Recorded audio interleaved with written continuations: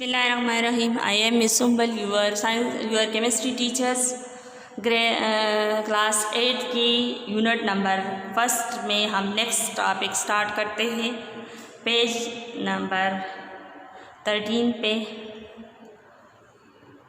Compound mixtures का difference between compounds and mixture के बारे में पढ़ेंगे।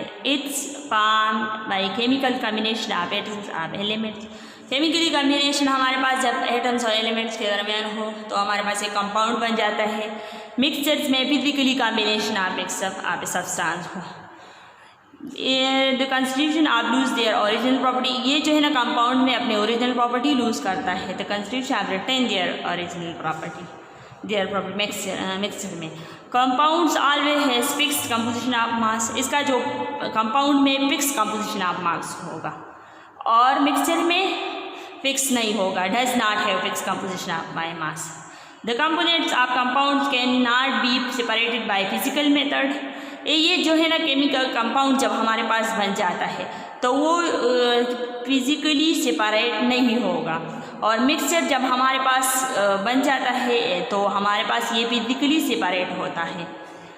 Every compound is represented by chemical formula. इसका जो हमारे पास कंपाउंड का आता है वो केमिकली फार्मूला आ जाते हैं, वन आ जाता है कि ज़्यादातर नहीं। और हमारे पास जो मिक्सचर है 2 or more compounds and does not have any. तो मिक्सचर में हमारे पास केमिकली फार्मूला नहीं आता, हमारे पास 2 कंपाउंड्स मिक्सअप हो जाते हैं, यानी हमारे पास कंपाउंड्स में 2 सब्सटेंस 2 एटम्स मिल जाते हैं, 2 एलिमेंट्स, तो हमारे पास फार्मूला आ जाता है। यहाँ पर हमारे पास जो सोल्यूशन बनता है 2 सोल्यूशन हम लेते हैं तो हमारे पास मिक्सचर बन जाता है। कंपाउंड है sharp and fix melting point, और मिक्सचर डज नॉट है शार्प एंड फिक्स मेल्टिंग। इस पर मेल्टिंग पॉइंट्स जो है ना फिक्स नहीं होता।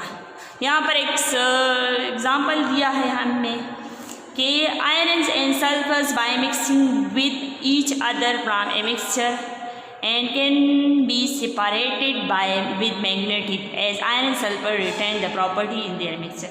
क्या हो जाते हैं कि हम आयरन्स को ले और सल्फर को ले, दोनों को मिक्सअप करें, हम फिर मैग्नेटिक्स उठाए और उसी से हम जो है ना किसको सेपरेट कर सकते हैं, दोनों को सेपरेट कर सकते हैं मैग्नेटिक के जरिए। तो ये हमारे पास क्या आया है, मिक्सचर आया। अब यहाँ पर दूसरा एग्जाम्पल है when irons and sulphur strongly heated. जब फिर हम आयरन और सल्फर ले और उसको हीट दे, स्ट्रांगली हीटेड, यहाँ पर शो भी किया है आपको structure. Is it react with each other and lose their property. तो ये अपना प्रॉपर्टी लूज कर देता है, किस वजह से, उसी रिएक्शन की वजह से जो हम हीट देते हैं। तो ये जो है ना ये हमारे पास जो ये कंपाउंड बन जाता है तो आयरन सल्फाइड्स बन जाते हैं APS, iron sulphide. It can not be separate by. तो फिर ये हमारे पास मैग्नेटिक से सेपरेट नहीं हो सकता। क्यों? क्योंकि इसमें केमिकली रिएक्शन हुआ है, हीट दिया हमने तो ये पूरा मिक्सअप हुआ है उसमें। तो ये जो आयरन और सल्फर दोनों मिक्सअप हुआ है तो आयरन सल्फाइड हमारे पास बना। तो ये अब मैग्नेटिक से सेपरेट नहीं होता, ये हमारे पास क्या बना, कंपाउंड बना। ये जो नेक्स्ट पेज पे नेक्स्ट टॉपिक देखें, atomic number and mass number, page number 15 पे। एटॉमिक नंबर्स हम Z से रिप्रेजेंट करते हैं।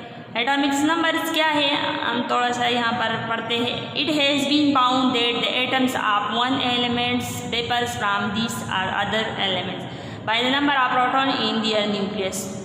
No 2 elements have the same number of protons as the atoms is electrically neutrals, so they have the same number of electrons as the number of protons.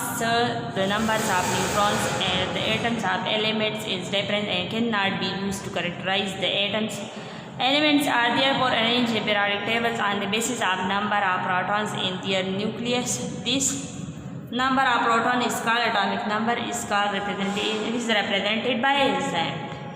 Number of proton जो हमारे पास होता है तो वो सारे element के same नहीं होते, डिफरेंस होते हैं। और एलिमेंट और प्रोटॉन्स और इलेक्ट्रॉन्स हमारे पास कभी कभार सेम आ जाते हैं, लेकिन सेम होते हैं एक ही एलिमेंट्स के, लेकिन जो मुख्तलिफ एलिमेंट्स हैं हमारे पास उसके नंबर ऑफ प्रोटॉन्स सेम नहीं होते। तो हम क्या करते हैं, उसके नंबर ऑफ प्रोटॉन्स लेते हैं, उसकी एटॉमिक नंबर्स निकालते हैं। Atomic numbers equal to number of protons और number of electrons in atoms. यहाँ पर डिफिनीशन दिया है कि the atomic number of an element is the number of proton present in the nucleus of one atoms of that elements. हमारे पास जो nucleus में नंबर ऑफ प्रोटॉन्स मौजूद हो, आप लोगों ने यहाँ पर शो किया है, देखो ये न्यूक्लियस है, इसके दरमियान में क्या है, प्रोटॉन्स है और न्यूट्रॉन्स है, और जो साइड में शेल्स दिया है इसमें इलेक्ट्रॉन्स है। तो ये क्या है, ये इसके हम यही लेते हैं और इसकी काउंटिंग करते हैं, इसकी एटॉमिक नंबर मालूम करते हैं। यहाँ पर हमारे पास hydrogen in carbon oxygen contain 1 and 6 protons in their nucleus. इसमें यानी हाइड्रोजन के 1 प्रोटॉन्स मौजूद है न्यूक्लियस में, कार्बन के 6 प्रोटॉन मौजूद है न्यूक्लियस में, और ऑक्सीजन के 8 प्रोटॉन मौजूद है न्यूक्लियस में। The atomic number of hydrogen, carbon, atom and oxygen आप 168 इज रिस्पेक्ट। यहाँ पर आपको शो किया है। सोडियम के 11 मौजूद है न्यूक्लियस में प्रोटॉन, और क्लोरीन के 17 मौजूद। ये टेबल आपको शो किया है, ये इसका एटॉमिक नंबर है और ये एलिमेंट्स है। सही है, आपको समझ आई होगी। ओके, नेक्स्ट है मास नंबर। इसका मास नंबर हम किस चीज़ से रिप्रेजेंट करते हैं, मास नंबर हम ए से रिप्रेजेंट करते हैं। Mass number is also called nucleon number, हम न्यूक्लियन नंबर भी कहते हैं। As the protons and neutrons are relatively heavier particles than electrons. So mass of n atoms depend upon number of proton and neutron present in the nucleus. Mass number is represented by A. Mass number हम किस चीज़ से represent करते हैं, ए से। इसमें जब हम mass number मालूम करते हैं तो हम प्रोटॉन और न्यूट्रॉन्स को लेते हैं, उसको काउंट करते हैं तो हमारे पास मास नंबर आ जाता है। Mass number, the mass number of an atom is equal to the sum of the number of proton and neutron present in the nucleus. हमारे पास न्यूक्लियस में प्रोटॉन और न्यूट्रॉन्स मौजूद होता है इक्वल फॉर्म में, तो जब वो इक्वल फॉर्म में तो वो हमारे पास मास नंबर आ जाते हैं। हम उसको क्या करते हैं, प्लस करते हैं। यहाँ पर फार्मूला दिया है, mass number, number of proton plus number of neutrons. यहाँ पर कैलकुलेशन नंबर ऑफ न्यूट्रॉन्स ने हमने नंबर ऑफ न्यूट्रॉन को उठा लिया, फिर क्या, जब ये मास नंबर इधर आ जाता है तो हमारे पास जो mass number minus number of protons. यहाँ पर x दिया है, ये फिगर देखे x है, x हम एटॉमिक सिंबल से लेते हैं। फॉर एग्जाम्पल कोई भी एटम्स हो, हमारे पास ऑक्सीजन, कार्बन, हाइड्रोजन, कोई भी एटम हो वो हम इससे रिप्रेजेंट करते हैं, x से। इसका ये ऊपर हमारे पास a जो है ये मास नंबर लेते हैं, और नीचे जो z दिया है वो एटॉमिक नंबर से। एग्जाम्पल आपको शो किया है कि atomic number, mass number and सब एटॉमिक पार्टिकल्स ऑफ कार्बन। यहाँ पर हमने कार्बन्स लिया, ये आपको स्ट्रक्चर शो किया है, नज़र आ रहा है। यहाँ इसमें न्यूक्लियस है, ये न्यूक्लियस के अंदर क्या है, ये जो पॉजिटिव चार्ज है नज़र आ रहा है ब्लू कलर के, ये हमारे पास प्रोटॉन है, और ये जो रेड है ये न्यूट्रॉन्स हैं। और ये जो आपको ये शेल्स नज़र आ रहा है उसमें जो सर्कल्स है ये शेल्स हैं हमारे पास, उसमें ये जो ब्लैक डॉट नज़र आ रहा है ये हमारे पास इलेक्ट्रॉन्स हैं। हम लेते हैं कार्बन्स के, हमारे पास प्रोटॉन 6 प्रोटॉन है और 6 न्यूट्रॉन्स है। कार्बन एटम नंबर्स हमारे पास 6 है, एटॉमिक नंबर किस तरह 6 है, हम इसको कंसिडर करते, कैलकुलेट करते कि हमारे पास कार्बन का जो एटॉमिक नंबर है वो किस तरह 6 आया।